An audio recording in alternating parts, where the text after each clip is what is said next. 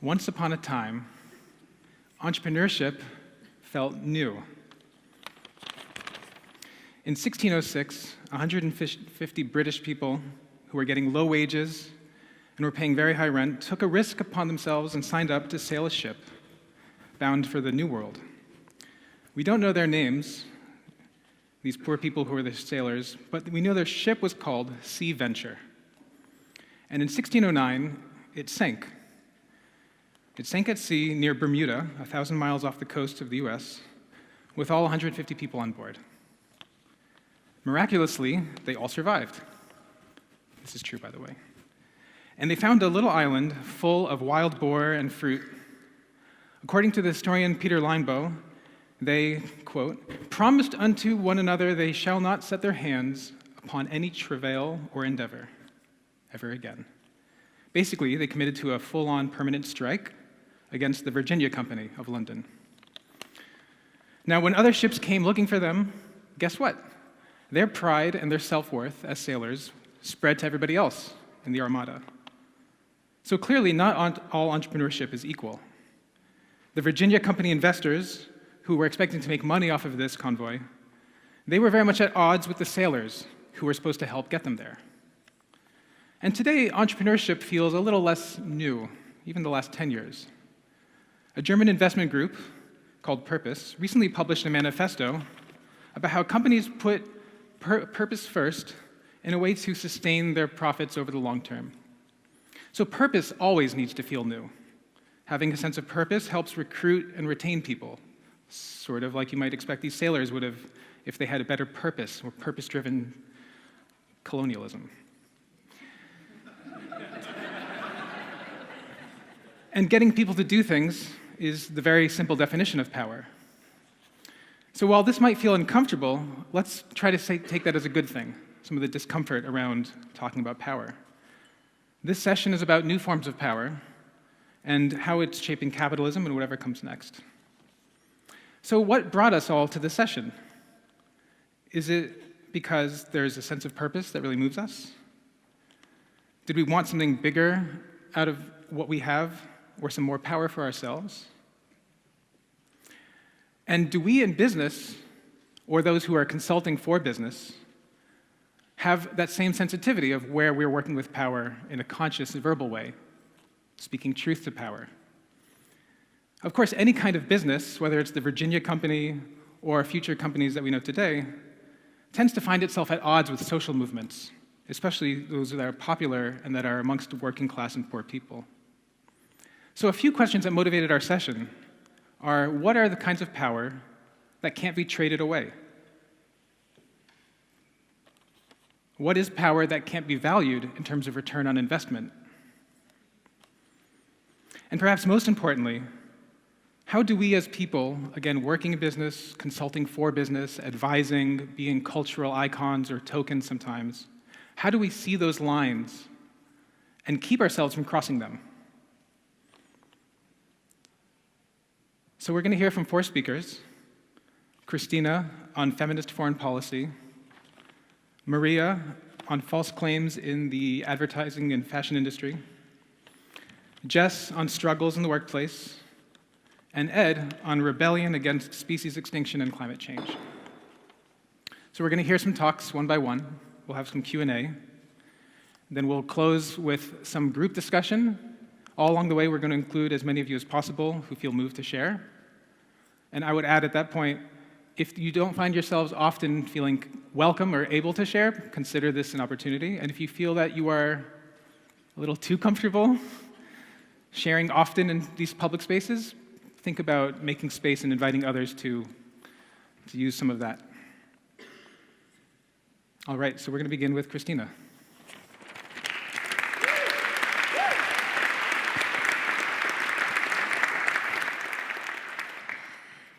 Hey everyone. Let me share my thoughts on why we need feminism in foreign policy and diplomacy. I guess we can all agree that international politics is a pure mess. Looking at October only serves as an excellent example of how a toxic masculine and authoritarian leadership style, acting more in line with own self-interest of solidifying power instead of caring more about the freedom of all people, leads to deaths, violence, and destruction. From Cameron's and Johnson's Brexit mess that keeps poor people in jeopardy, to Trump's withdrawing of US troops from northern Syria, followed by Erdogan's incursion into the area, to 19 killed in protests in one of the most economically unequal countries in the world, Chile. Foreign policy has been in overdrive and exemplifies what is possible if the widely accepted traditional notion of the use of power in international relations goes widely uncontested. Those political leaders' behavior is still widely accepted as the teaching, the thinking, and the research that this behavior is based on still heralds a toxic and violent narrative that must ultimately lead to the suffering of the majority of people. It's the Machiavellis and the Hobbes and the Morgenthau's that laid the groundwork for this predatory understanding of international affairs, the realist paradigm. Realism, for the most part, shares the ideas that the key actors in world politics are sovereign states that act rationally to advance their security, power, and wealth in an anarchic international system. The consequences of international anarchy are front and center in realist theories, which see this anarchy as inducing insecurity and continuous competition for power, which makes the international system inherently conflictual. But it's precisely this understanding that has resulted in international security architecture that does not foster the security of the majority of people. Secure states do not necessarily render people secure. When more women and girls and gender non-conforming people were killed through gender-based violence in the 20th century, then all victims from both world wars and all conflicts combined, then our international security architecture as it is currently set up, then it's failing the majority of society. It's a security architecture that continues to produce and sell ever more weapons, with actors that cannot wait to get their hands on lethal autonomous weapon systems, killer robots. It's a system comprising of 8 nuclear power states. 5 of those nuclear power states also happen to be the 5 permanent members, the veto powers of the UN Security Council. That body, the main organ of the United Nations, that's role it is to maintain international peace and security. What irony. Currently, it's easier for international actors and diplomats to imagine a world where those nuclear powers, led on by the likes like Trump and Putin, Modi, and Kim Jong-un, deploy one of their weapons of mass destruction, than a world where the nuclear ban treaty, a treaty that has been championed by civil society for which they won the Nobel Peace Prize, becomes binding international law. A world where rumors have it that the former Swedish Foreign Minister, Margot Wallström, who retired recently, that she might have also retired because she wanted to sign the nuclear ban treaty, but she didn't get the backing in her own party. The dominant paradigm of foreign policy that continues to be overwhelmingly taught in universities around the world, and the mindset leading to the politics of violent strongmen as being considered as normal, has long been challenged by feminists. Feminist security scholars argue for a definition of security linked to justice and emancipation, and one that links violence at the international, the national, and the domestic levels.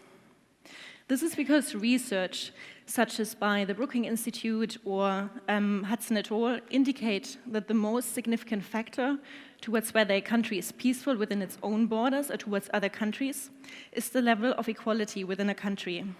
States do go to war over oil and scarce resources, but they're more likely to do so if the society has norms of violence rooted in gendered inequality.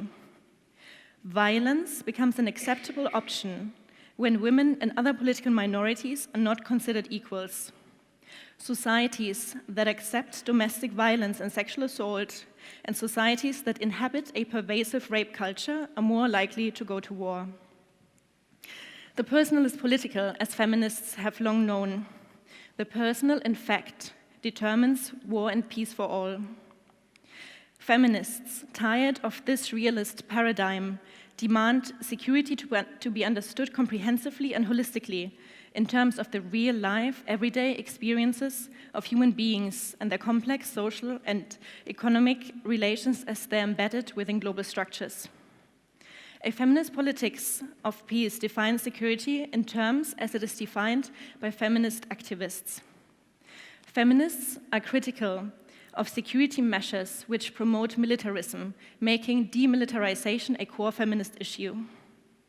Peacetime does not always mean peace for women and other political minorities. Peace, therefore, cannot only be imagined as the absence of war, which is negative peace, but the dismantling of structural violence, including poverty, hunger, social injustice, and inequality, positive peace.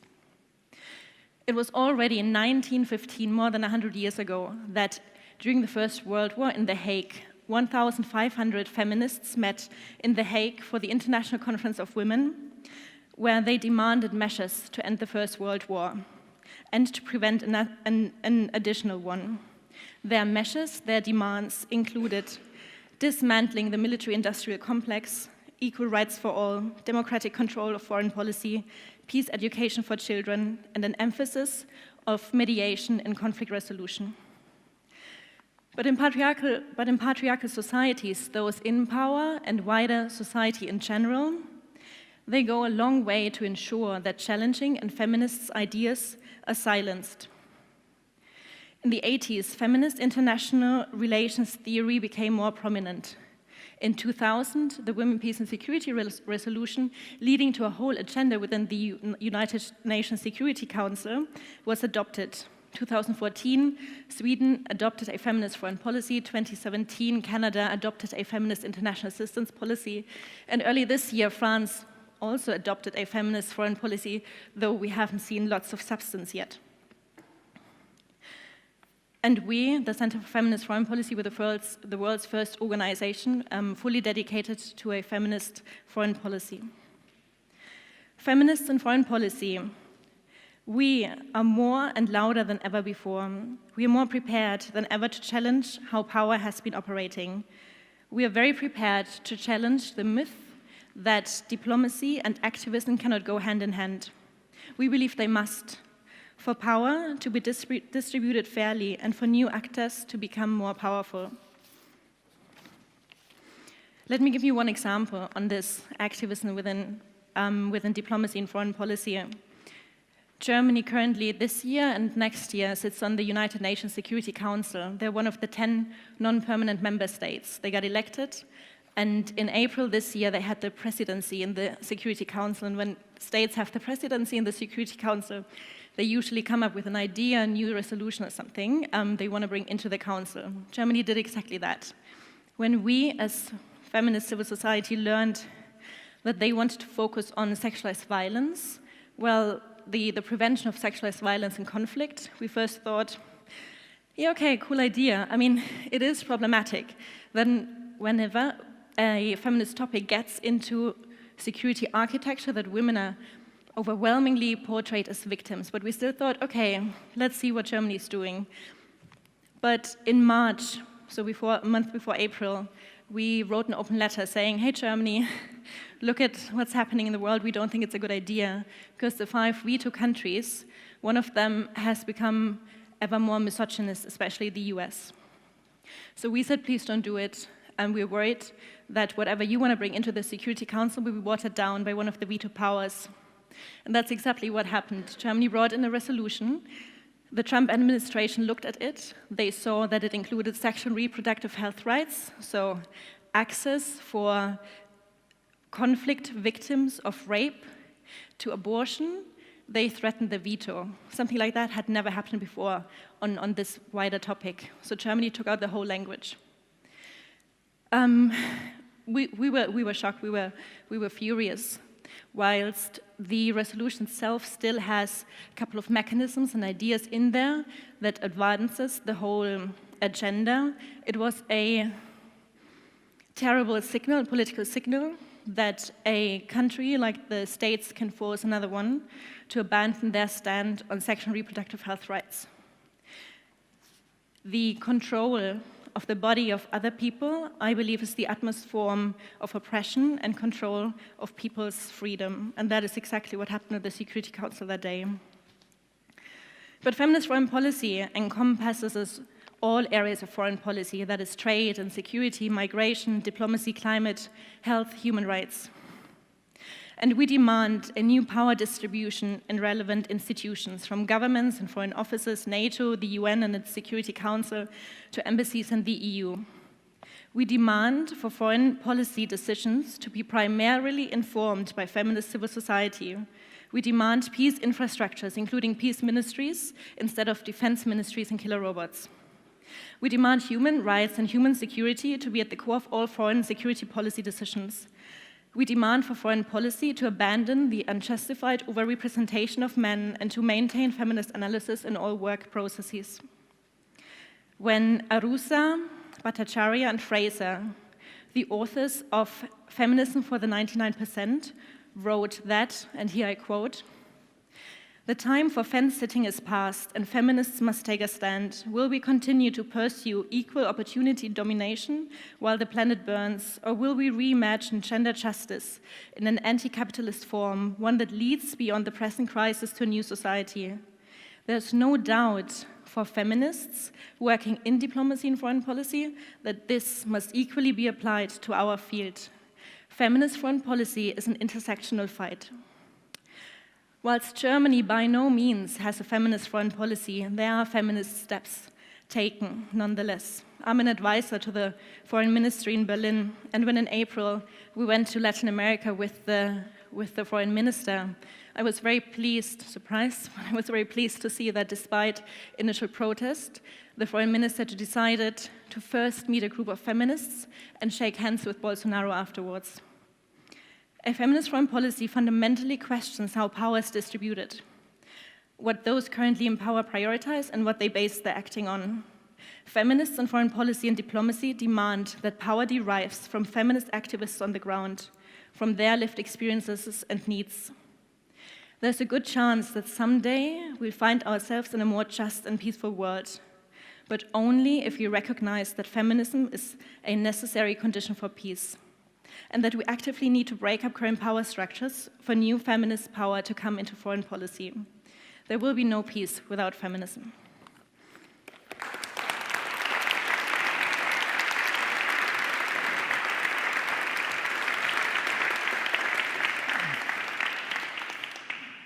Thank you, Kristina. So we're going to do a little Q&A after each speaker. For those of you who are just joining us, you are in the session on new forms of power, new power shaping capitalism, what comes next. And Kristina, from the Center for Feminist Foreign Policy, I have one simple question to give you. Mm-hmm. And if anyone feels very moved, has a very urgent question, who actually maybe is a diplomat or works in international relations, foreign policy in those exclusive male-dominated spaces, or wants to, maybe we can make space for that one question too. My question is actually something that I realized maybe folks don't necessarily know about here, which is in the Rojava region of Syria, there is a female-led army. There's a cooperative, socialist sort of small economy coming together, and it's very resilient and based on the political philosophy of some radical theorists, no need to name drop, right? And they seem, from all accounts, most accounts at least, to be a very justifiable form of armed resistance. Is there anything that the Center for Feminist Foreign Policy or any other arenas that you enter into might learn from that in relation to or maybe against all these other sort of forms? It's like nuclear power, armed forces, paramilitaries. Those are sort of classic examples. but here's something very rare. And I wonder if there's anything that you could make of that for meaning for the work you do. I guess I'm glad you're bringing this up here because not many people know about Rojava and the Feminist project that has been built there over the past couple of years. And I think the fact that so very few people know about it, and when for the past 2 weeks there has been so much news portrayal about what's happening in northern Syria that hardly anyone mentioned it, that is exactly kind of what I was trying to talk about, that our priorities and what we're focusing on and whose needs we're taking into consideration, they're so skewed away from these also feminists and on the ground and human security per se, it's the articles about Rojava, about the women, like they had like such a huge role in the killing of al-Baghdadi, for example, but we wouldn't find it in any news reports. So this is exactly the sidelining of feminist ideas, of human security issues on the ground that we're seeing in the media reporting about northern Syria here. And does anyone here have a question about Kristina's sharing her work that you feel you'd like to ask? Someone behind you. Ha! Hello, thank you very much. That was very interesting. I have one very simple question. Do female foreign ministers make a difference? So you mean female or you mean female, not feminist? I mean female. Okay. Not, okay. Yeah. Do they improve the situation given all the demands that you've listed? So I don't think that there are differences based on gender just by nature and by birth. Differences that we might see in society that are because of socializations and how we all socialize in a patriarchal society. And so regarding feminist foreign policy and where we are coming from, I think you can divide the work also into two areas. Like one, of course, is about representation, but the other one is like about feminist analyses of all topics in all areas. And regarding representation, whether they're better or not, more peaceful or not, it's every political minorities and every group of society's right to be equally represented, and that's why we would argue always for fair representation. There are studies that show, for example, that having more women at peace tables makes the peace more lasting and so forth, and that only makes sense, right? Because policies or peace deals or negotiations can only be as good as the people behind them diverse, and only once you start bringing in people from all aspects and with all lived experiences to inform a treaty or a deal that is supposed to be the basis for the definition of a new form of society after conflict. Only if you bring all perspectives in there, you can overcome old grievances, and this is where this is coming from. So yeah. Wonderful. All right, let's give another hand to Kristina. Thank you.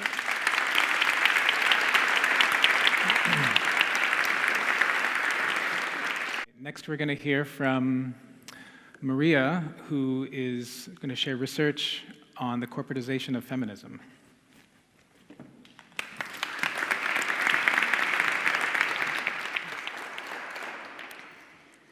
In the summer of 2015, I sat down with a gender advocacy officer of a leading youth NGO in her office in Manhattan to discuss her organization's relationship with the Nike Foundation. This interview was part of an article that I was at that time writing for a Dutch magazine about Nike's feminist philanthropy. Nike's organization was one of dozens of high-profile Western NGOs and feminist groups that at that time got money from Nike to implement and promote their Girl Effect campaign. Now, the Girl Effect campaign is a development intervention that sees the empowerment of girls in the global south as the most powerful force for change on the planet.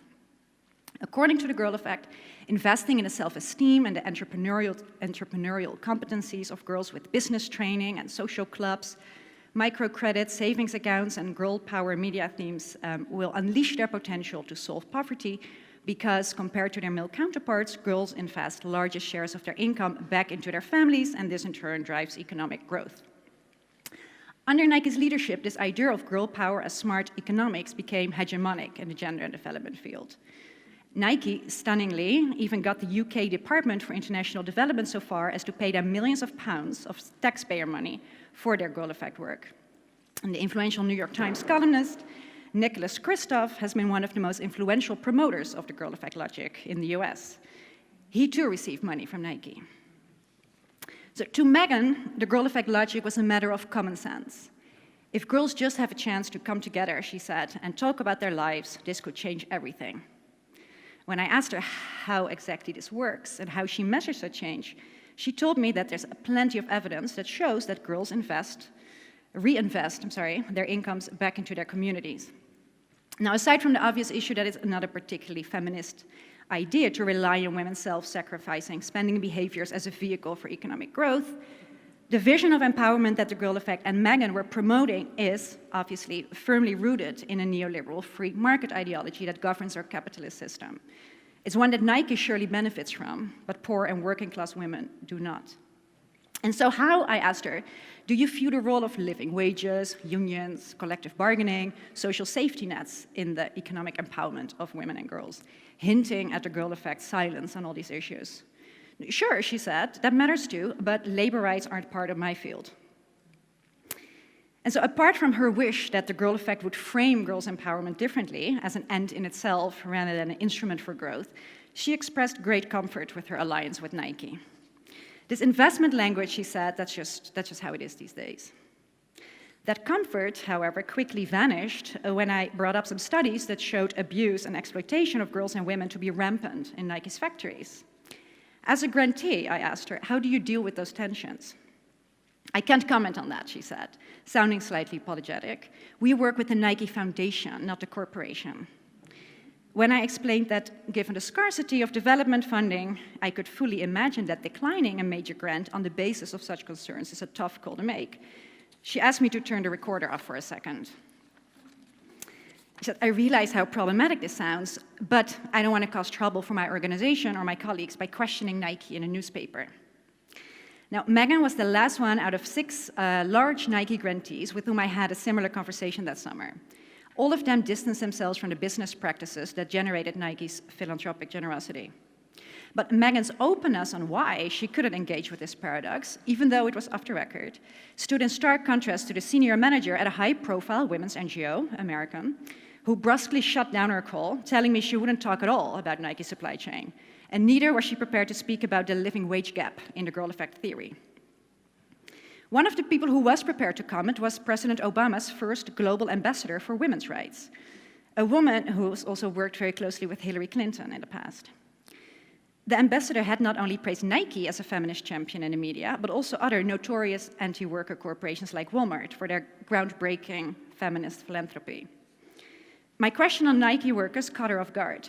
These brands, she told me, they're really trying. Of course, it would be great if the workers would earn a living wage, but it's not a perfect world. So to the ambassador for women's rights, it seemed that the idea of redistributing corporate profits more fairly seemed so utopian that it wasn't even worth demanding. In spite of the fact there's literally tens of thousands of garment workers going on strike every year to demand exactly that. A few months later, I flew to Ho Chi Minh, Vietnam, and I spent 4 weeks interviewing Vietnamese girls and women who, as you may have guessed, make Nike products. And this time I would publish the story on an American website called Slate.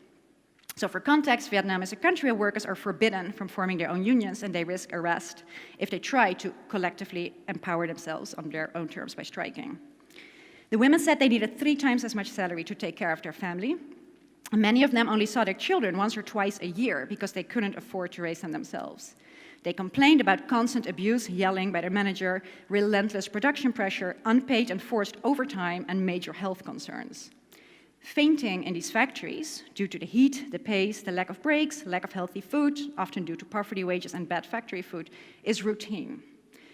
My subsequent research on garment workers in Ethiopia in 2017 and last month in India taught me that here too, workers collapsing is a normal feature of factory life in many of these companies. Now, the working conditions and the brutality of the factory work, as the Vietnamese workers described it, didn't so much surprise me. What did surprise me was what I was told about the root causes of the abuse, or their understanding of it, some of them. So some women told me that according to their managers, Nike hadn't raised the prices for years, even though the minimum wages and the prices for raw materials had gone up. This, the managers had told them, was why they were pressuring them so relentlessly as they did. Now, it's obviously easy to see why a manager would say that, but there's actually a lot of research these days that shows exactly that big brands have, over the years, the past, just lowered their prices, and that garment factories, especially smaller ones, are often not even running a profit, unless, of course, they intensify the squeeze on their workers, or put another way, when they transfer the squeeze that they're experiencing on their workers. Studies in Bangladesh, for example, show that the price paid by lead firms to suppliers has declined by 13% between 2013, the year of Rana Plaza, and 2018. So upon my return to New York, where I was living at that time, I again contacted some high-profile Girl Effect champions. I emailed the CEO of the United Nations Foundation, who pumped $2 million into the Girl Effect a few years earlier and had used her UN brand to promote Nike's ideas. When I emailed her and said I was writing an article about the Girl Effect, she was very keen to be interviewed. Then when I sent her my questions, she never replied again. Nicholas Kristof also refused to engage with my findings. His half-the-sky feminism is of a very selective kind. Today, the Girl Effect has spun off into its own organization, and as far as I understand it, is doing slightly different work. But the partnerships between feminists and development NGOs on the one hand and brands on the other have exploded since then. Many of these partnerships are taking the Girl Effect into the factories. They offer workers trainings on things like financial literacy, self-esteem building, healthy nutrition. I like to think of these initiatives as lean into your assembly line programs, which will be a title of an article I'm working on. What these programs have in common is that they suggest that women can individually lean their way out of the structural top-down exploitation of the factory floor, and that we don't need to look at the root causes of their poor health and their bank accounts. As one Indian garment worker in Bangalore told me 2 weeks ago, so this is a woman who had participated in one of these brand feminist empowerment programs, I don't even have money to buy milk for my baby. Her problem wasn't that she lacked the skills to save. In fact, I think that few in this room, including myself, would manage to survive on her wage. The problem was that she lacks the income. And brands are directly responsible for this. What Nicholas Kristof and Obama's ambassador and the NGOs promoting Girl Effect and these other programs are doing, and this is what I see as part of this broader process of the corporatization of feminism, is to present business as more beautiful than it actually is, and to depict brands as on the same side of the workers, when in reality they are directly creating the ugly, ugly realities of the factory floors that workers with great courage are protesting and fighting against. As consumers, we are of course told that this is our fault, that we're the ones who want our $5 t-shirts. But that's a garbage argument. The brands and the executives are raking in billions every year. Besides, many consumers who can afford it are perfectly willing to spend a few dollars more on a t-shirt if they know it will actually go towards the safety and the wages of the workers. Now, I was asked to speak about beautiful business, and what I'm talking about instead is an industry that looks pretty, but is profoundly ugly in how unnecessarily unjust it is. I did so because I think that if we are serious about making the fashion industry more beautiful, or just forget about beautiful, let's just make it humane, let's just aim for that, then we have to seriously grapple with the question on why it is ugly and as disempowering as it is, and also who's benefiting from it. And we should challenge those who have a lot of platforms, who have power, who are promoting false solutions. And then we have to look at the battles that the workers themselves are waging and the type of solidarity that they are asking for. Thank you.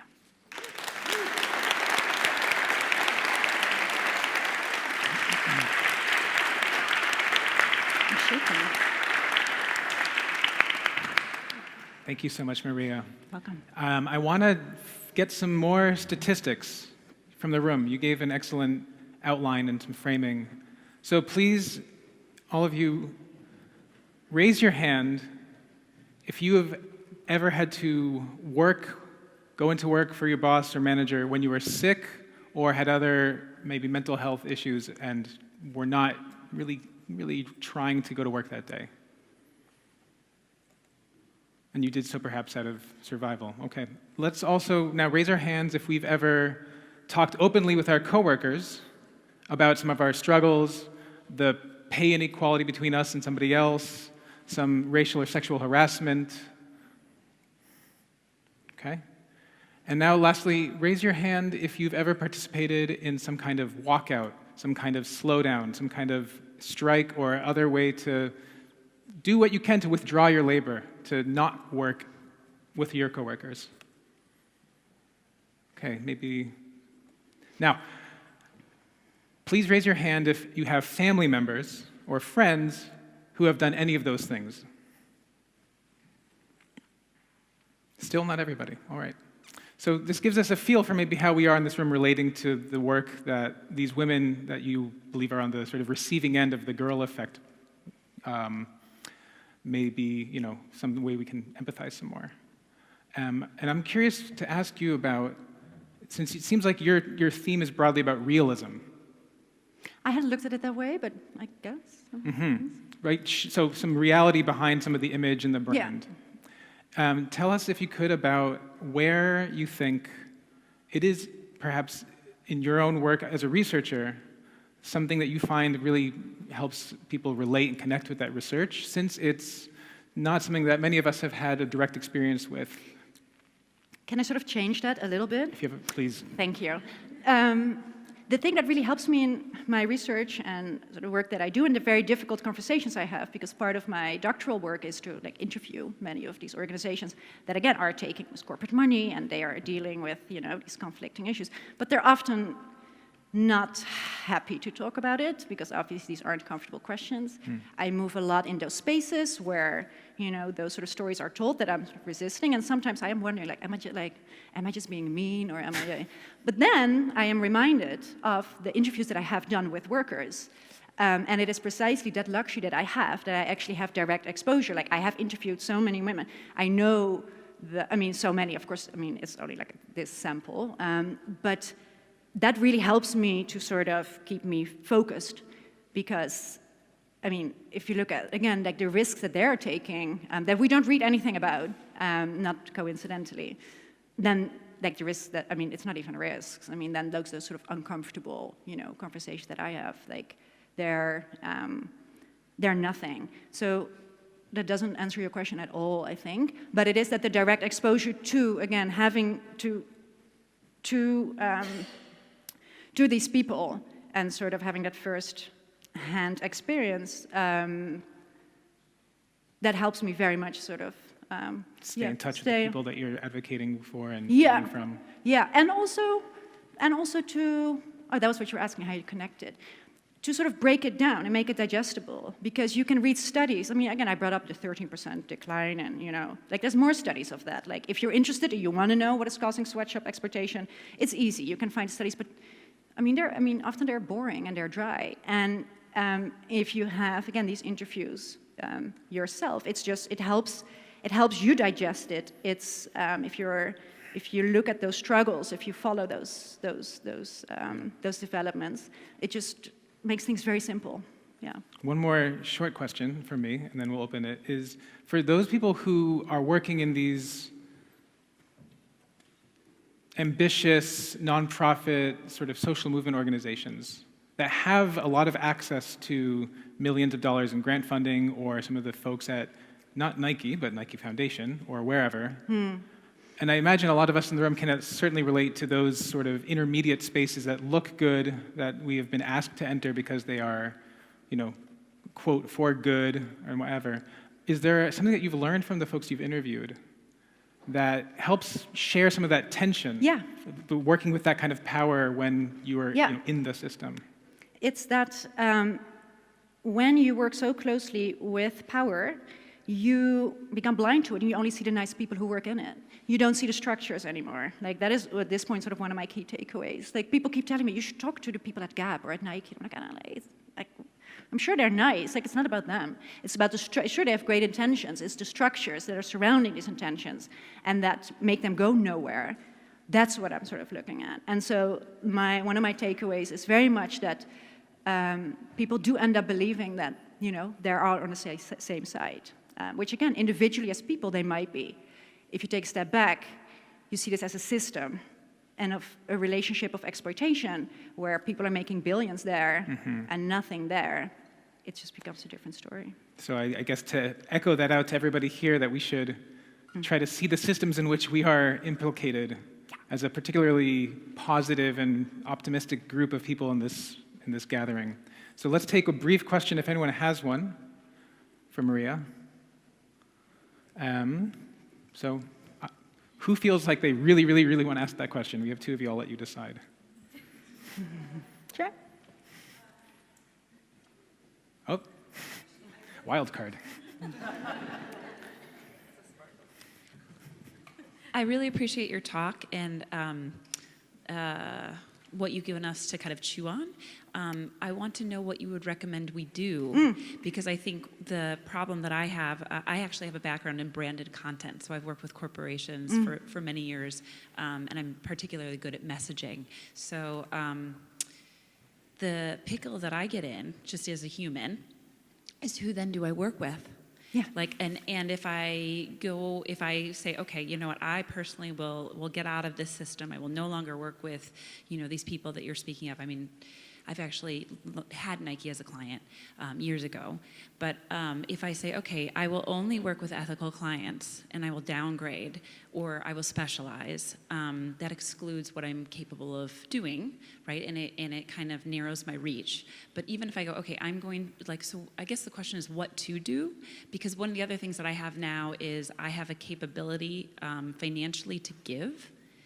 And so it becomes like the blood money, right, that you're talking about. So like if we're in the system where a lot of harm is being done by the people that have power and money, and in my belief, the people who have power and money want to keep the power and money, but how do we get out of the system? Because I know personally I'm able to show up and do projects or give money because I'm part of a system. Yeah.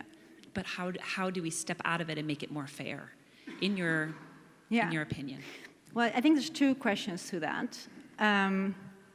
One is that it's not just about the dirty money. Like, I'm funded by Bill Gates. I don't like Bill Gates. I don't like his politics. I think it's terrible. I take his money, but he doesn't influence my message. I'm sure he would be horrified if he would actually know, like, the type of research I do. So that's one. It's not just about the money being dirty. It's like, what do you use it for? Like, what type of? I mean, of course, you can. Still, I'm sure people could challenge me on that also, on but what I found in those conversations again that I had with the Megans and the whatnot is that again they were going along with Nike's interpretation, and that was just deeply harmful and regressive, and very much letting them off the hook. So that's one. Second, I mean, as consumers, what we can do, I'll give it a bit more thought on what you said about somebody who works in sort of branding, and in general, as consumers, there are actually networks out there, international networks, who have direct links with workers in these factories that they trust. They're often connected to their unions. They have grievance systems, but also they campaign for them. So they build their work on the demands of workers themselves, and they actually get stuff done. I mean, they would get much more done if more people would be supporting them and signing their petitions and all of that. But I mean, these networks, they do very much exist. I mean, are their goals or their objectives, do they go far enough? I'm not really sure, but they do push brands in the right direction. So, and I think, in terms of sort of a compass in navigating all these this whole sort of landscape of, garment workers, NGOs. Personally, I feel any approach that doesn't point out the brand as the problem, that doesn't talk about these purchasing practices, that's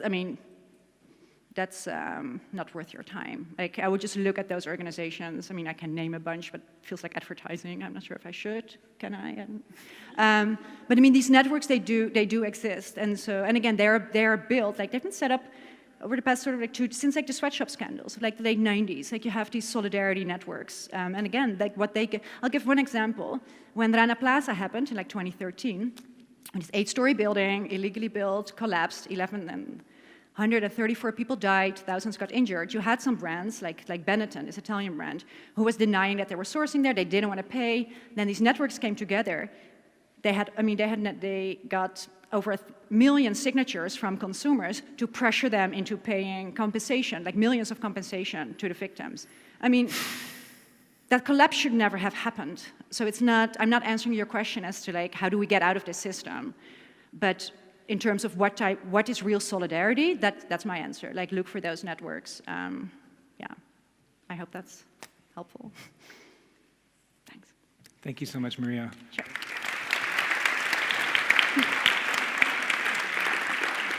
All right, so I want to remind everyone, we're going to bring everyone at the end for a group conversation. And so if you have questions that are developing, we'll have space, I hope.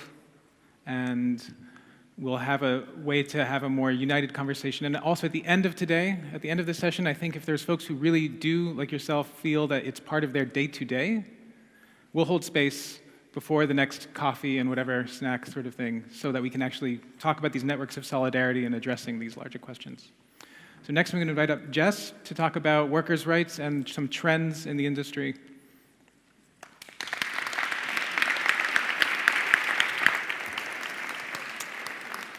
Hi, everyone. Maria and Kristina are hard acts to follow. I'm going to try to rotate, but if I get dizzy, I'm stopping, so just letting you know.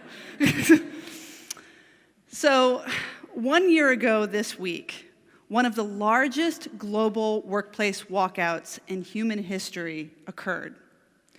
It wasn't organized by a labor union, a government, or an institution of any kind. It didn't require months of planning. It didn't even require many resources, like money, really, except for maybe the cost of printing some signs. You probably heard about it that day. It was a walkout organized by employees at Google. Engineers, creatives, sales employees using Google spreadsheets and internal company listservs to organize one of the largest actions in the history of the labor movement. The walkout was in response to a New York Times investigation that found Google had paid out $90 million to a senior employee after he was forced to resign over claims that he had sexually assaulted a coworker. In the hours after that report was published, a core group of about 8 women employees, many who didn't know each other at the time, came together as leaders of what would become a walkout, coordinating a unified message and answering questions from colleagues who wanted to participate in offices around the world.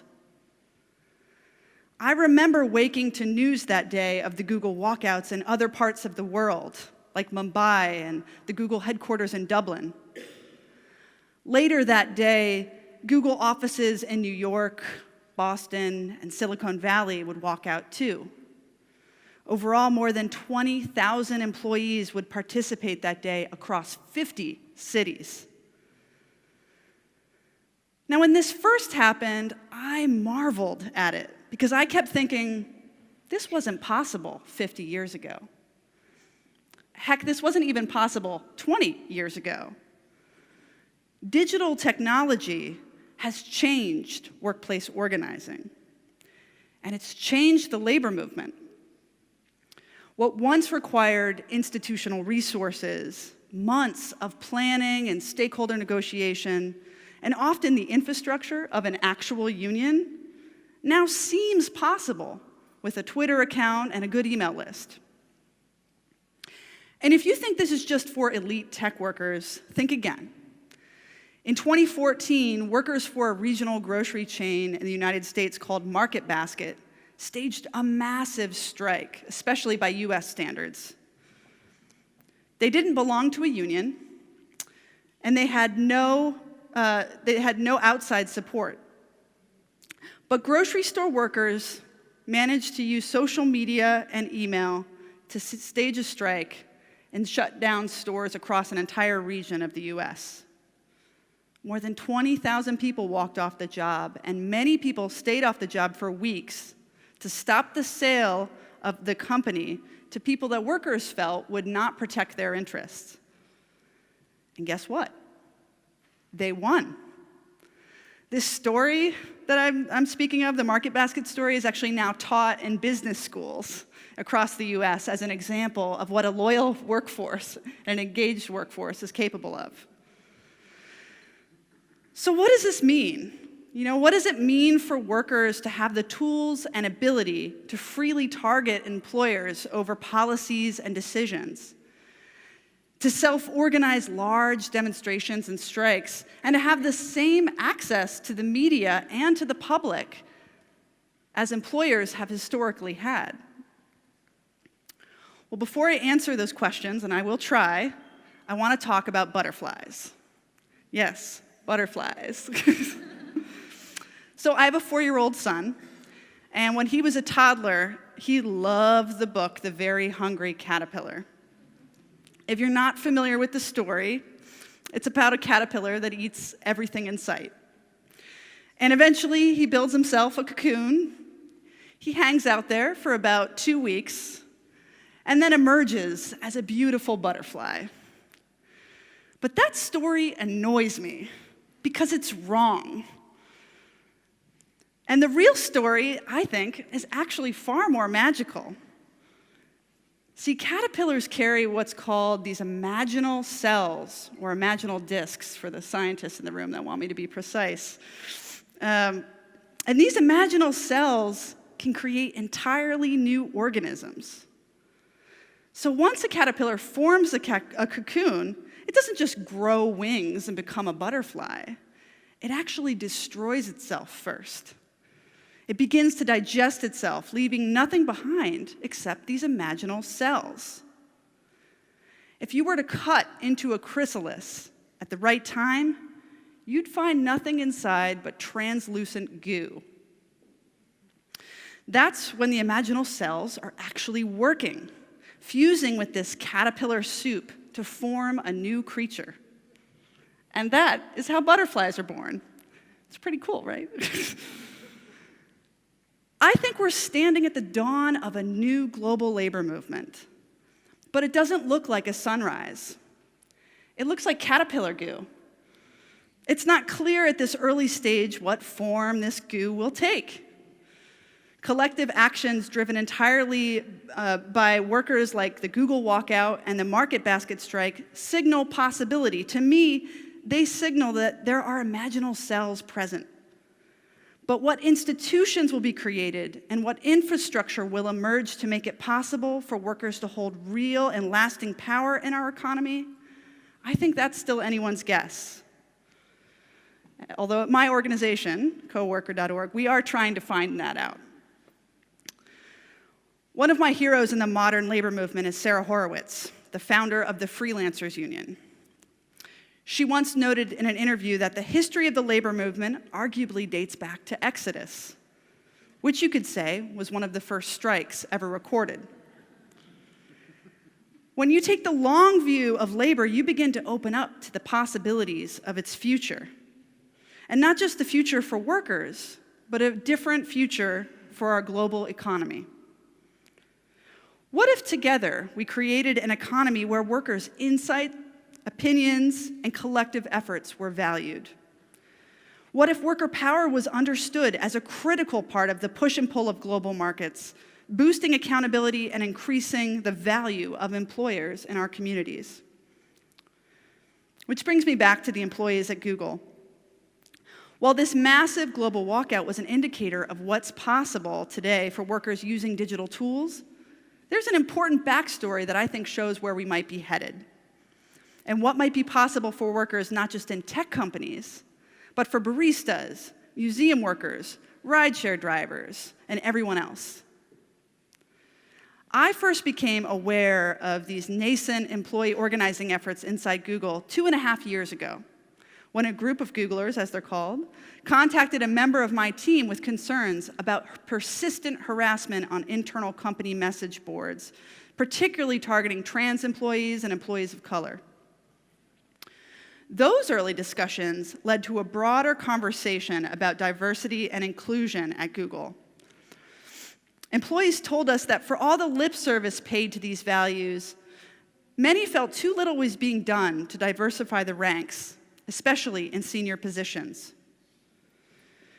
After efforts by employees to address the issue internally failed, employees decided to go public.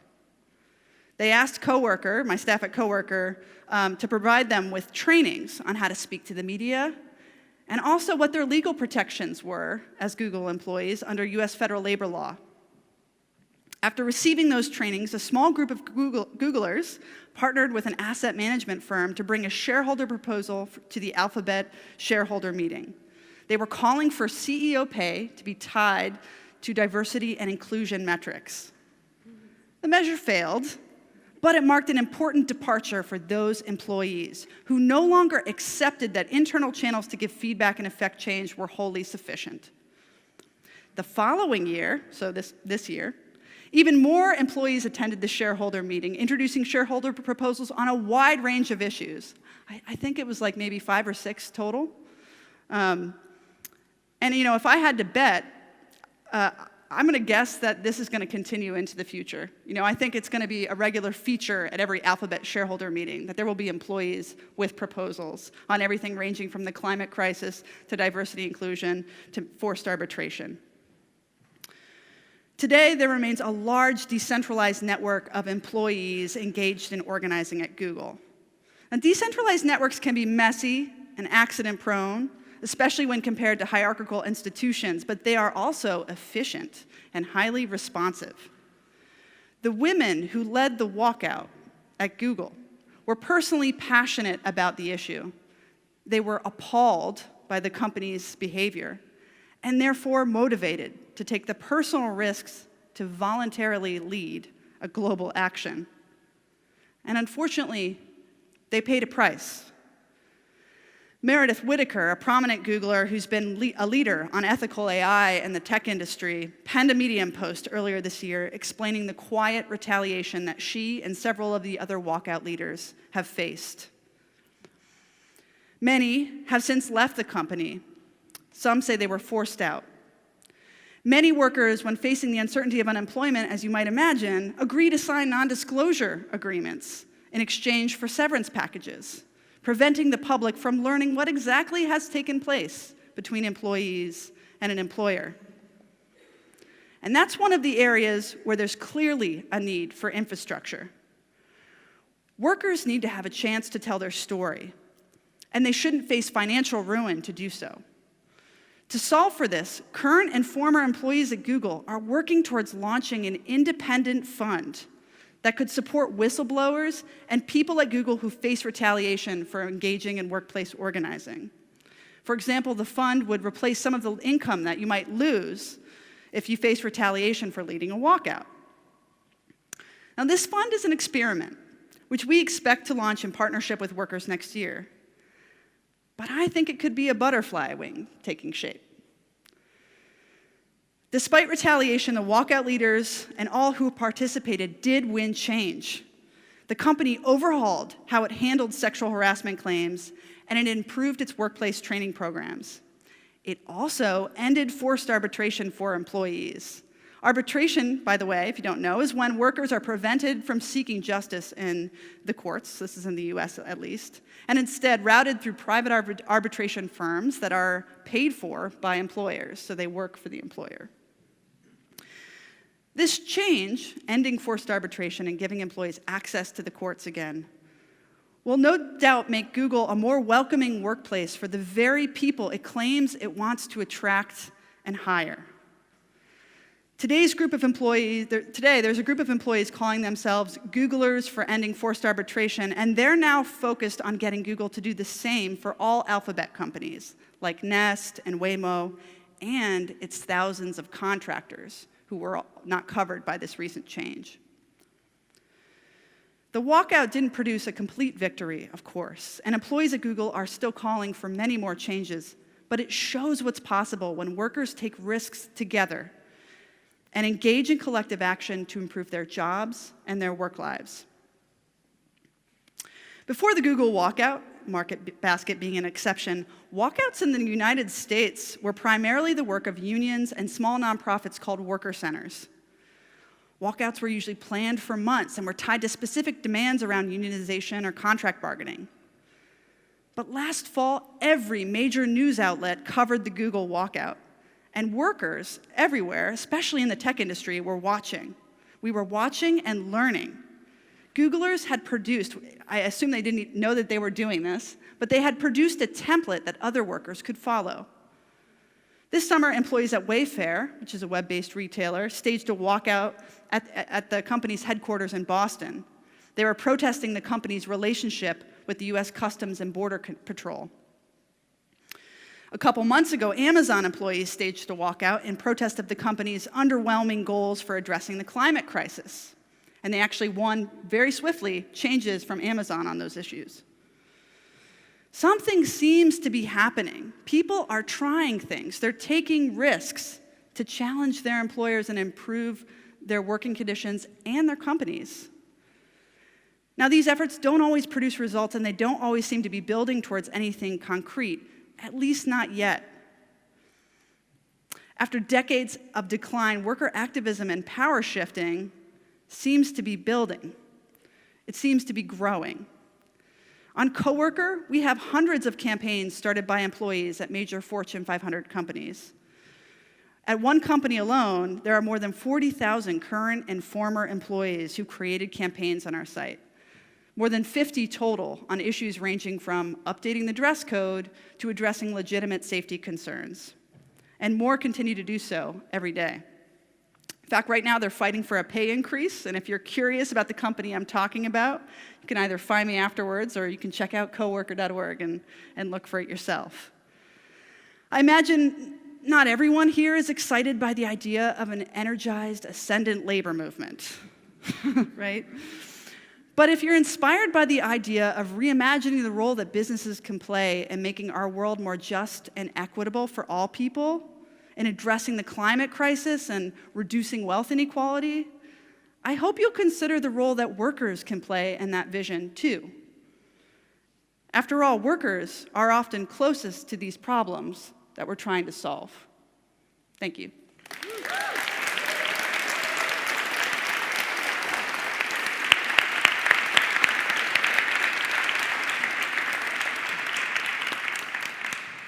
Thank you, Jess. I would love to keep that energy in the room for just one more moment. And I know it's getting very calming and gentle and relaxing and dark in here right now. So let's take advantage of that too.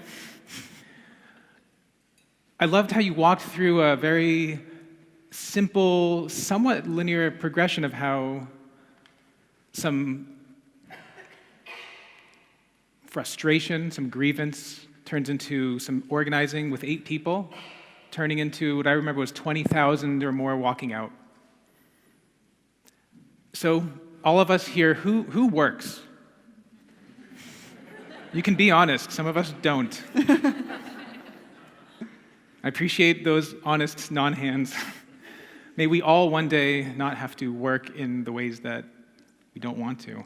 But let's at least also take that moment and say to ourselves, let's take 30 seconds right now. And think, 2020 is great. Think back to this would have been a great time to organize with my fellow coworkers. And we'll use a little of that moment, like I said, it's nice and calm right here to think about if we are in a moment today in history, and we're also in this nice calm moment of reflection now, let's actually overcome a little of the hesitation of getting started with this thought process by thinking about a time, again, this would have been a great time to organize with my fellow coworkers. Think of that time, and we'll take a few seconds.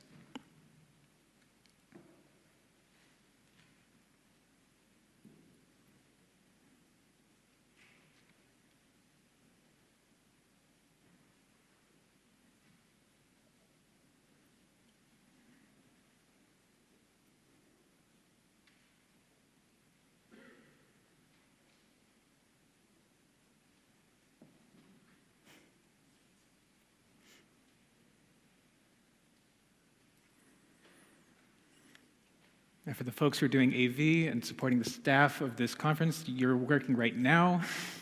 I include you in that prompt. Who knows what kind of mutiny we'll stage by the end of this week. There's Tim. You know where to find him. So I'm not going to ask Jess a question myself. I think I'd like anyone who feels that they have one, I'll invite you to share. And if you feel like you'd like to add what you had thought up of that moment where you were in a situation that you wanted to organize with, feel free to add that too.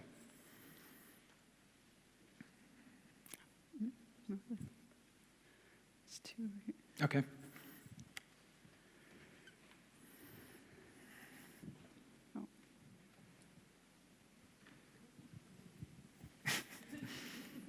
Thank you very much. And this was great, Jess. I think a lot of what you're talking about is giving voice to values and the ways in which we should all learn to do this better. And within that goo, that mix that you talk about, this isn't necessarily going to be very sexy, but one community you mustn't forget within the companies are the compliance teams. It's happening slowly, very slowly, not fast enough, but surely, that people are more receptive to concerns being raised, and it's very important to use those mechanisms and make sure that they are as effective as possible. I don't think people are trained well to speak up. I think a lot of us are not vigilant enough. You know, we've talked about workers being exploited in faraway lands, but modern slavery is also a European reality. So we all need to keep thinking about how do we spot the signs and how do we pluck up the courage to say something, including speaking to the people who ought to be listening, and if they aren't, shame on them.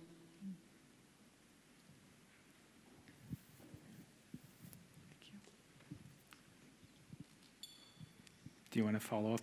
I mean, I have nothing to add to that. well put. I think what we've seen is when there is a groundswell of activity inside a company among workers, often the company does attempt to respond in some way. At the company with the 50 campaigns that I was discussing earlier, they actually put in place like a senior C-suite position in charge of just making sure that employees were being heard and that some of their concerns were being properly dealt with. So I agree that like the mechanisms inside companies for dealing with worker voice are important. All right. Thank you, Jess. Thank you. Thank you so much, everyone.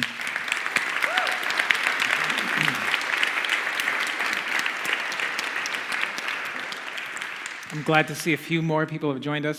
So we have one more talk in this session on new power, the new forms of power shaping capitalism, whatever is next. And we've heard from a few different folks on a few different themes of security, the security state, on the realism behind claims in the fashion industry and all of the supply chains and people who are working them, and from workers' rights and some new movement that we're in now where people are walking out. Let's also mention in Chile, Ecuador, Syria, Iraq, I'm missing at least 3 other countries in the last couple of weeks where literally up to millions of people have been out in the streets. And many of us know many of those people and our own friends and families. So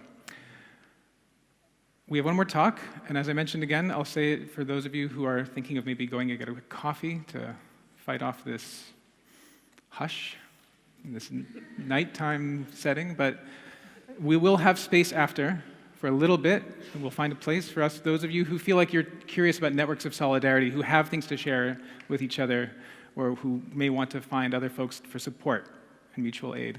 We will make sure to have that space after. This shouldn't just be talk. So now I'm going to invite up Ed to talk about the rebellion against species extinction and climate change.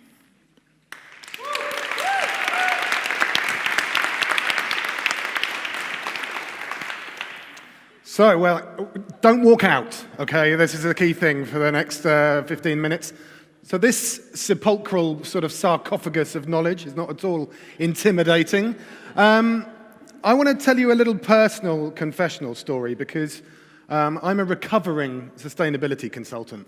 And I say that kind of guardedly because I think we need to be talking about this in a very personal way. I'm not just dialing in my usual talk. I want to start with a poem by W.B. Yeats called The Choice. The intellect of man and woman is forced to choose perfection of the life or of the work. And if it take the second, must refuse a heavenly mansion raging in the dark. When all that story's finished, what's the news?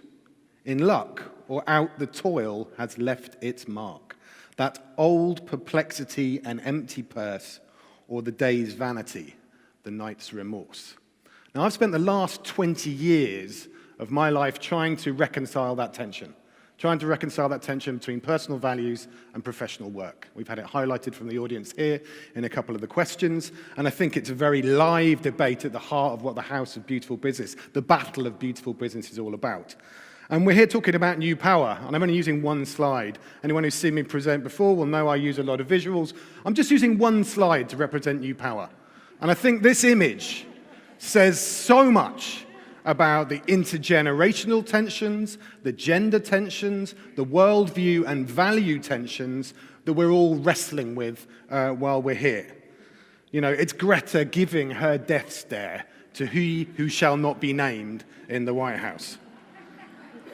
Now, I was born in 1972. I'm 47 years old, the same year as the Limits to Growth report was produced by the Club of Rome. And it's not been a very successful 47 years in terms of reconciling the big questions that the Club of Rome were asking. I started out as a marine biologist. My first love was the sea. I was a fisheries biologist. It was all about data in the pre-David McCandless era. And fisheries data was fascinating to me because it said, here is a beautiful way of understanding how a natural system works and what we can sustainably take from it. So the fisheries work with maximum sustainable yield. I very quickly came to the realization that I was going to spend my whole career as a fisheries biologist saying, if you don't stop catching all the fish, there won't be any fish. We have fought a war on fish, and we're winning. And it's not a war you want to win. And we can all see there's aspects of all of the questions we're asking. International fishing is rife with modern slavery. It's rife with a sort of outlaw culture of the high seas, and it's decimating the natural sustainability of the oceans. People talk about the rational man of economics. You know, there is no rational man. Mothers have been saying this to their daughters for centuries. But fisheries, we used to talk about the tragedy of the commons, and the tragedy of the commons, you will recognize this from the philosopher Garrett Hardin, and it's been used by business actually to impose property rights, to enclose land and access to what should be common resources and common assets. So when I left marine biology, I did a couple of master's degrees, and I ended up co-founding an agency called Futerra in 2001. Now, Futerra's mission was always to make sustainability so desirable it becomes normal. We were a sustainability consultancy. We started off doing communications, helping organizations, mainly businesses, with their campaigns, trying to help them deliver the change. Now, that was all good for a while. I used to describe Futerra as the school of change management of things that pissed me off. And we were doing communications, and then we had to start doing strategy because clients were coming to us and saying, we'd like you to help us communicate our sustainability strategy. And we'd look at their sustainability strategy and go, your strategy is shit. We have to fix your strategy first before we can communicate it. Now, 18 years later, 75 staff, 3 global offices, thousands of projects for literally hundreds of clients on 6 continents, I lost my faith in the ability of consultancy to deliver change. And that's a big moment. You know, we'd seen the kind of transition from corporate social responsibility. There's a little sidecar on the side of the organization, which made you look good. We started to see sustainability get incorporated into the center of the business. It was a beginning. But the fact is, this is not just about doing the same things better. It's about doing fundamentally better things. And what consultancy has delivered for the last 20 years is essentially a sort of miserable incrementalism. And I use those words, you know, with the drama that they should have. Because even when businesses start to say we're living a more purpose-led approach, that purpose is so much posturing. You will not believe how many conversations I've had with people in large organizations who don't know why their organization exists beyond shareholder value. It's literally people trying to retrofit a purpose onto the machine. I work with one of the big 4 consultancy firms coming up with their purpose. Now, their purpose is actually to make their partners really rich. But you can't say that. So we have to retrofit something onto the back of that. And purpose is supposed to be that thing that motivates us. It's supposed to be the bigger than self meaning that gets us out of bed, that lights a fire under our ass, and gets us turning up in the office every day. But this is not about adjusting your messaging. Bless you, all you communications consultants out there. Because that's what it's been, and it's not working. So I think we are facing this moment where one of my favorite cartoons is Tom Toro in The New Yorker, and it's like a kind of ragged, trousered businessman sat around a campfire with 3 kids. And he's saying, yes, the planet got destroyed, but for a beautiful moment in time, we created a lot of value for shareholders. And we laugh because we kind of know that's true. And so we have to be thinking much more about radical change. The thing that really broke it for me was the IPCC report in 2018, where you're realizing that despite all of my efforts and the efforts of my peers over 20 years, carbon emissions were still going up, and there was a devastating loss of biodiversity continuing. In my lifetime alone, we've lost 60% of our wild vertebrate biomass. 60%. And that was from a already depleted level. So all of our efforts are actually, we're not even winning slowly. We're basically slowing the pace at which we're losing. So this is why we need the fundamental wake-up calls. And I mean, it was a particular workshop that did it for me. It was for a large bottled water business, which I can't name. But we were talking about their sustainability strategy. And when the conversation ended up on increasing the percentage of recycled PET in the bottles, I lost it. And I'm sort of well known for what I call insultancy, which is sort of being strategically rude to clients in order to get them to kind of confront the reality and say, what you're doing is not enough. It's fundamentally inadequate. And the problem I had was after that session, which, actually arguably was well received. But I essentially said, your business model is the problem. If you wanted to live a purpose, it's about hydration. It's not about shipping perfectly potable bottled water in plastic, in trucks, to other places which already have perfectly potable bottled water. It's an insane model, but it's highly, highly lucrative. And they will not change voluntarily. We have to make them change. We have to kind of change everything around them. So off the back of that, I moved into this idea of, how do we tackle this system resilience? How do we tackle the power that keeps the system in place? Because what we're facing at the moment is predatory delay. Predatory delay where businesses are very good at finding something which is profitable and then preventing change happening around them to maintain that status quo and that profitability. And you look at the fossil fuel industries, they are doing exactly that right now. Exactly that. They're slowing the pace of change where we already have the alternative technologies and we have the finance to invest in them. And they knew about climate change in the 80s. And we're going to see the same kind of tobacco-style litigation on fossil fuels because Exxon have been caught with their pants around their ankles because their very own scientists were saying, if we burn all this billions of years of fossilized sunshine, it's probably going to change the climate. And they did it anyway. And before we get kind of excited, big data is doing the same thing. Big data is the new oil, and the same big companies know exactly what the cancer is that they have created in our societies. Facebook just last week turning around and saying, we're not going to police this totally malevolent fake news from political sources, even though we know it's lies. And they're doing that because of the money. So this is why I find myself, at the age of 47, back in activism. Because it is about Extinction Rebellion. It is about addressing this devastating biodiversity loss, and it is trying to arrest the unraveling of the climate. The reason XR, I think, has been so powerful is because of 3 basic things. Tell the truth and act like that truth is real. Let's not sugarcoat this pill. Let's look for a properly challenging moonshot-style zero-carbon target by 2025. And let's get people involved. Let's include everyone in making the difficult decisions through citizens' assemblies and other mechanisms like that to actually decide how we navigate this tough territory. Because it's not about a techno fix. I think it's a mixture of handicraft and spacecraft that's going to get us through all of this. And I was really touched by some of the examples of heart-led technology that we've seen here.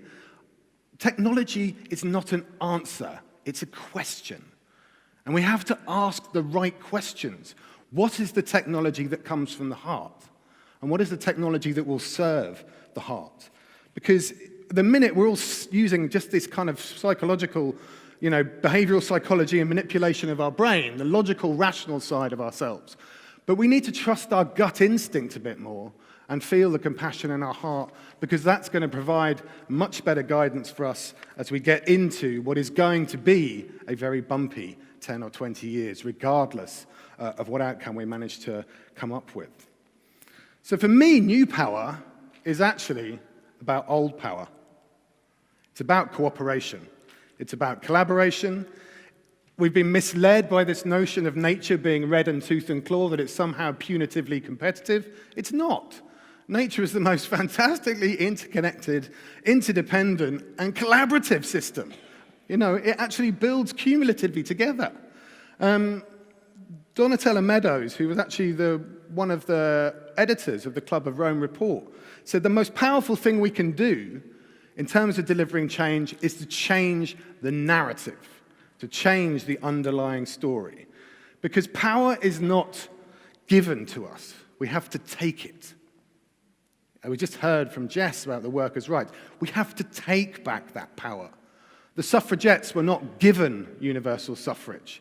The civil rights movement in the States was not just handed equal rights on a plate. And the worst example, perhaps, people cite slavery as this great emancipation of people. I don't know how many people know this, but when slavery was formally abolished in Britain, there was compensation paid. Not to the slaves, but to 46,000 slave owners to give up their trade. And we only finished paying, the British taxpayer only finished paying off that debt in 2015. Almost 200 years of power being drawn. It was 17 billion pounds equivalent of in today's money. So we kid ourselves that this is the Anthropocene, that somehow, we've accidentally wandered into shaping the fate of life on Earth, and we're the main driving force of that. Actually, we've engineered it.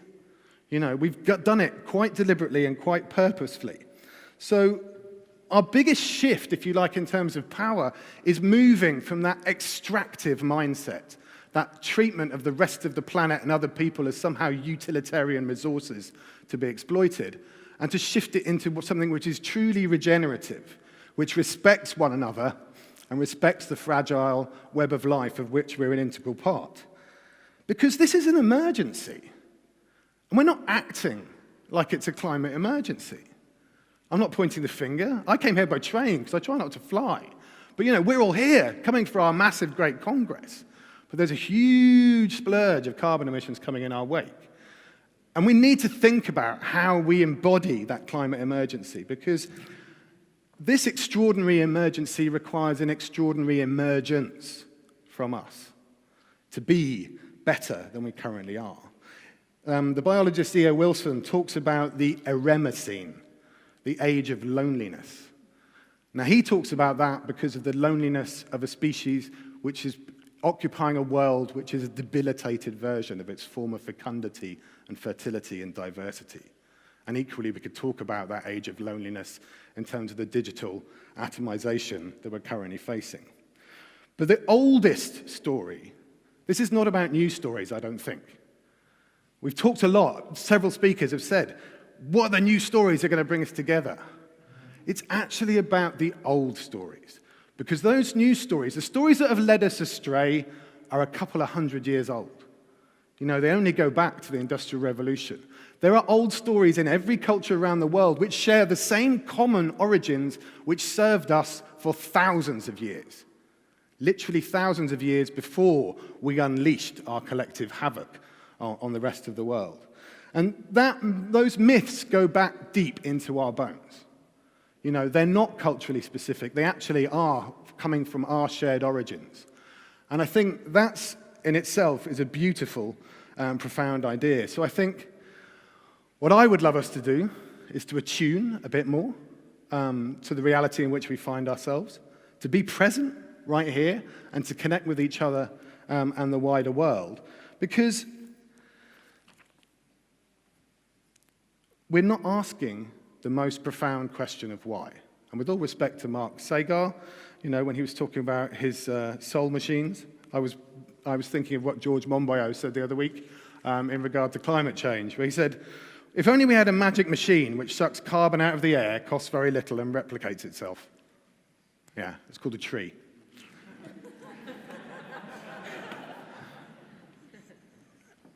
When we talk about soul machines, it's having a baby. We need to be thinking about the profound why. We need to be asking ourselves the most difficult, painful, and I would say uncomfortable questions, because that's the only way we get through to challenging the willful blindness which stops us doing what needs to be done on the timescales at which it needs to be done. But let's not rush into doing. I always like to finish on a Rumi quote, and there's a great one which just says, sit, be still, and listen, because you're drunk, and we're at the edge of the roof.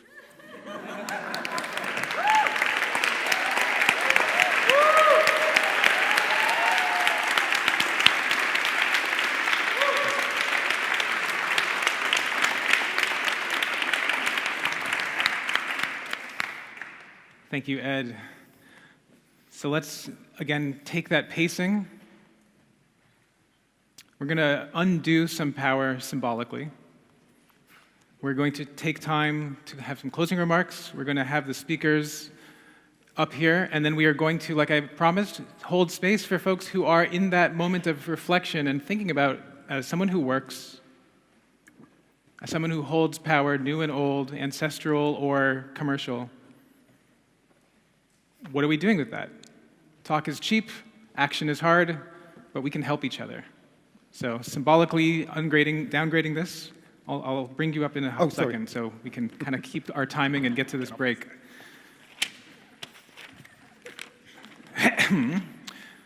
Some of you remember the story from the beginning of the mutiny of 1609 in the island of Bermuda against the Virginia Company of London.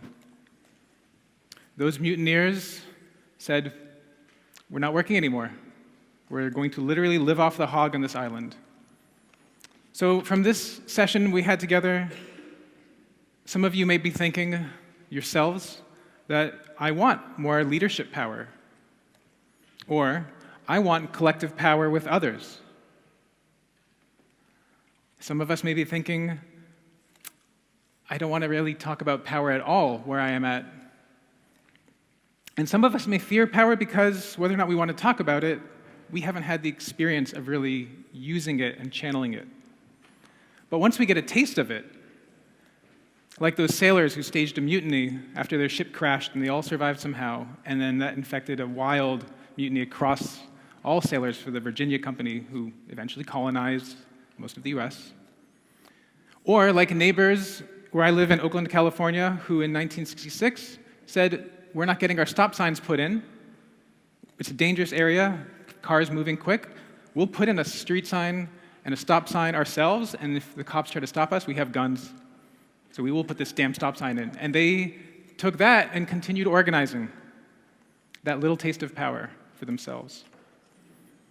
So we wanted to think about what are these moments in all of our lives where we had some experience of using power collectively with our peers.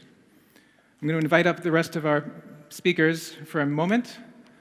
We're going to have a group discussion, and then, like I said, for those of you who want to be part of this, who are in a moment where you are trying to think through some of this, we'll have space. And for those of you who want to go and stretch and get some fresh air, we will break in about 8 minutes.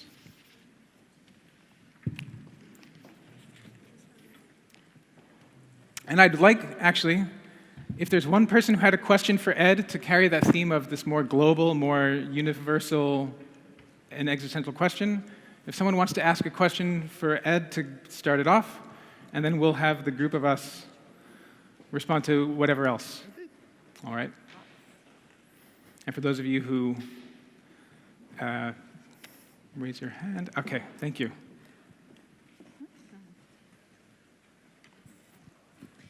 So you explained how you felt that consulting was not enough to make significant change. Some of the more, I don't know. Do you believe that only a very terrifying crisis will be necessary to really trigger deep structural change? There's several answers to that. I mean, firstly, consulting works to client briefs. And even if you challenge those briefs, you're not really getting much in terms of the hierarchy of an organization unless it's coming from the CEO. I think we get caught in a kind of cage of client service.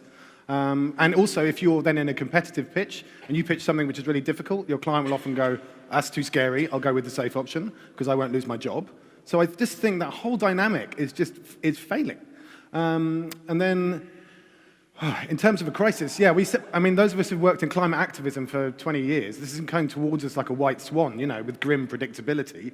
We said, all we need to do is see a major city go down. And then Katrina hit New Orleans, but because it was poor black people, it wasn't seen as the kind of canary in the coal mine. And I don't know. I think, we've got fire season in California. You've got, the Siberian forests on fire. You've got Norway on fire. You've got the Amazon on fire.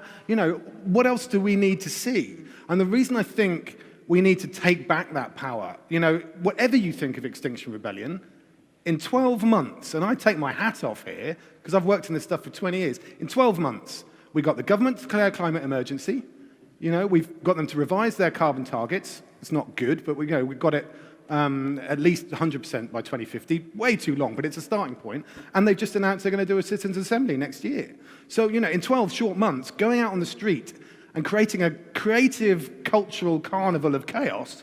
I don't subscribe to the kind of public transport disruption, but I understand why people do it. I think you should be focusing on where the power is. But it's been extraordinarily successful. And I think we need to focus in on that. As I say, power is not given, it's usually taken. And we've got to take it.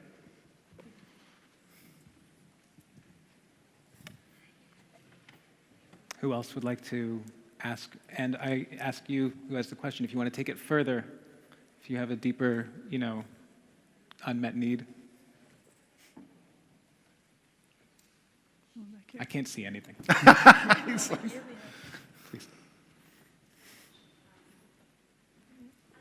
We're seeing from the civil unrest that's breaking out literally all across the world that people are wisening up to the fact that coercion, hierarchy, and authority are not fundamentally legitimate forms of power, and that they need to be challenged. And we're seeing, bodies in the streets doing this.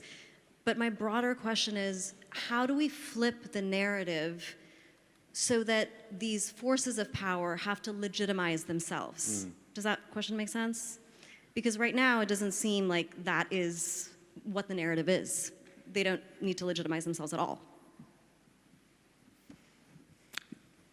I'll invite anyone who wants to. I'll start very quickly. I think that is the point I was making about extractive versus regenerative, because then it's not about left or right. It's not about ideological polarization.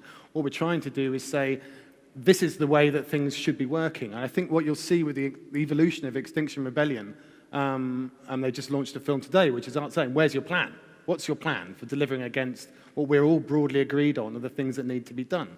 I suspect citizens' assembly are a mechanism of coming up with elements of that plan, but equally I think you're going to have to see a legitimization of those movements to actually start providing more tangible solutions themselves rather than just raging against stuff they don't like.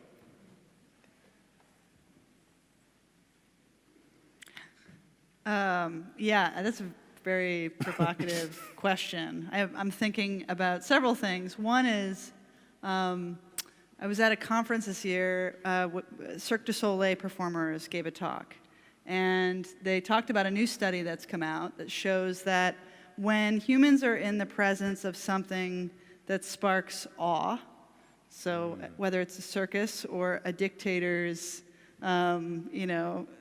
parade and show, we are much more prone to be impressionable, like to have our thoughts manipulated and our value system changed. So you can see how that could be used for good.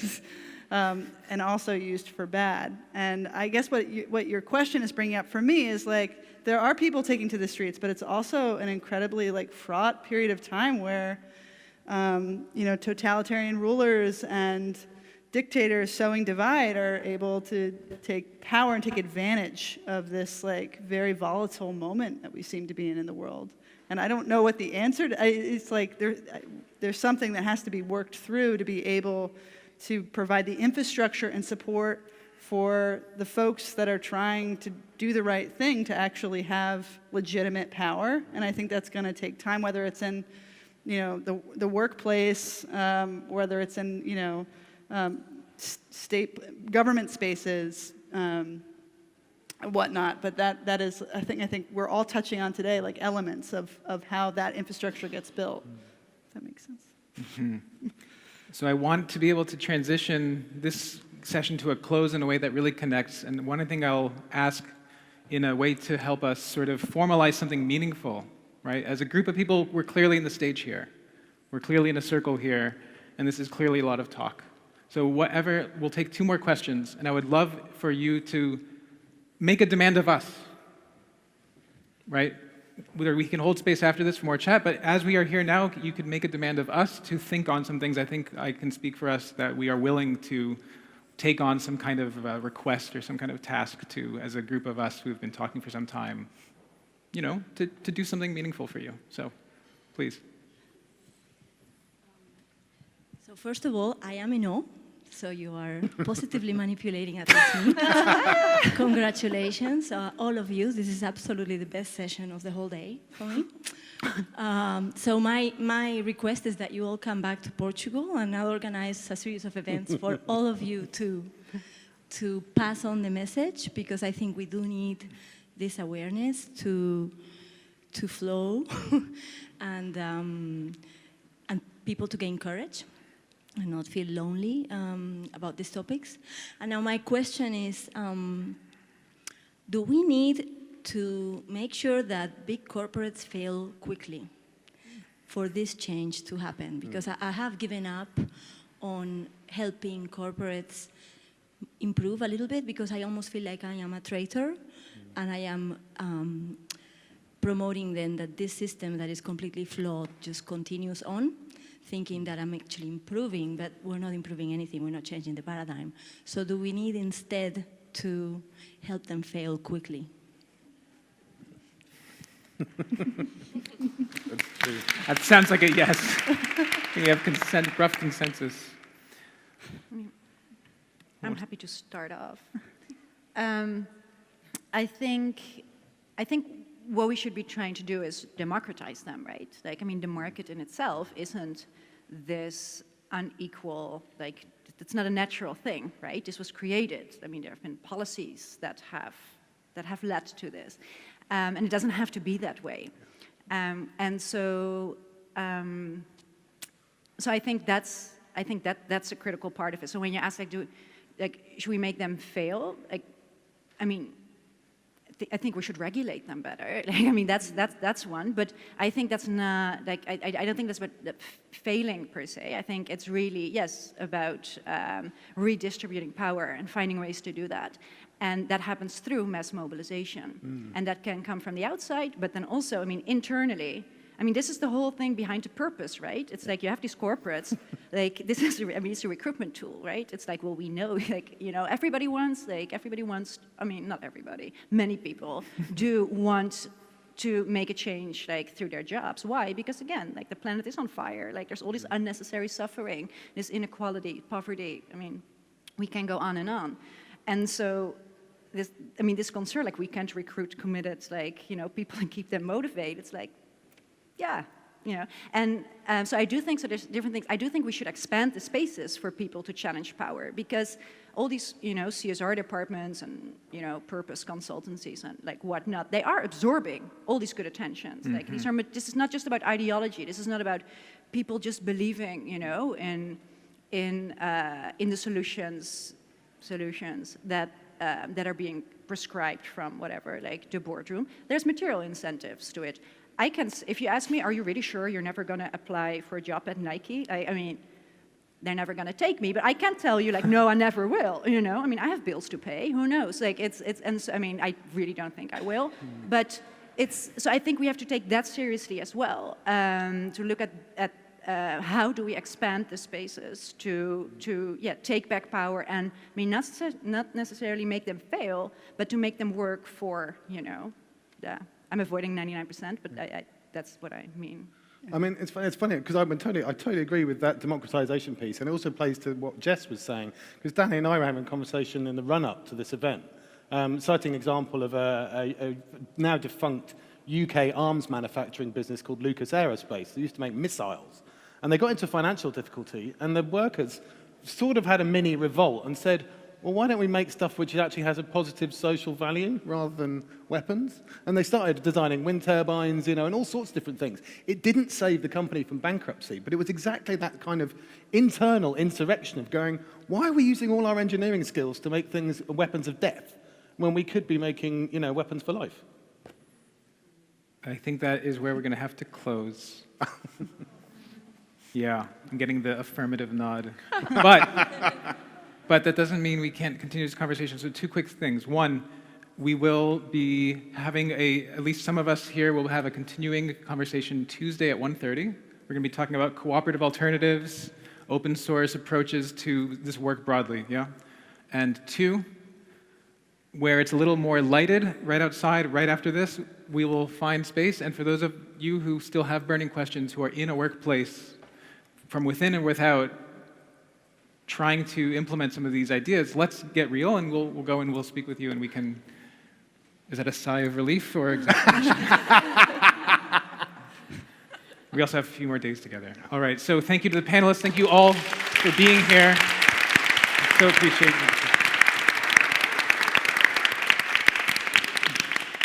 Fantastic.